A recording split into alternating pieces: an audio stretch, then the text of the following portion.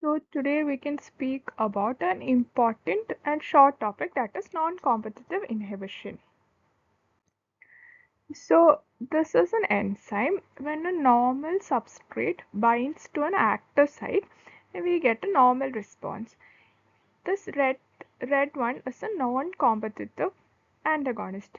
When this binds to a site, it what happens is that it reduces the affinity of the enzyme to the normal substrate or the agonist. Hence, it cannot bind to its site. We can see that this non-competitive antagonist, it is not structurally similar to the normal agonist, and it binds to a site distinct from the primary site of the normal agonist. So we have seen in the previous slide that they are not structurally analogous. Since they are not structurally analogous, the inhibition cannot be reversed by increasing the concentration of the agonist. So in this graph, we can see in the x-axis there is a substrate concentration, and in the y-axis there is a velocity of reaction.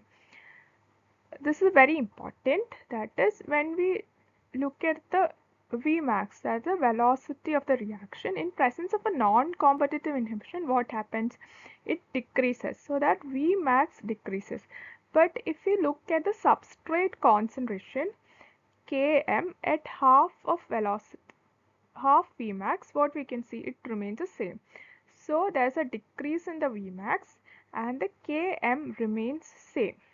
So it is an important concept. The example of a non-competitive inhibition is cyanide poisoning. What is the mechanism of action of cyanide poisoning? That is, it inhibits an enzyme cytochrome C oxidase, which is a part of complex 4 of an electron transport chain, which is present in the mitochondrial matrix. Since it inhibits the complex 4, the cells cannot utilize the oxygen, hence it leads to cellular hypoxia. So that is an example of non-competitive inhibition.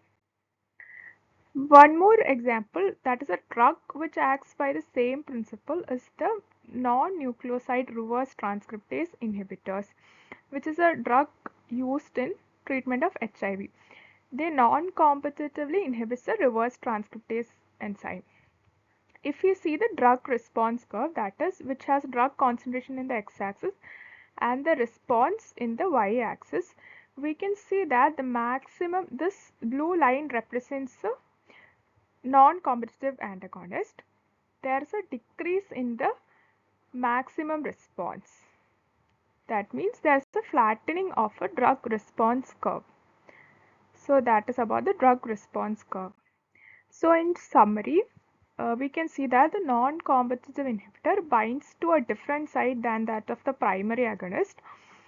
It cannot be reversed by increasing the concentration of the agonist, and most important thing is the Vmax decreases but the Km remains same. Thank you.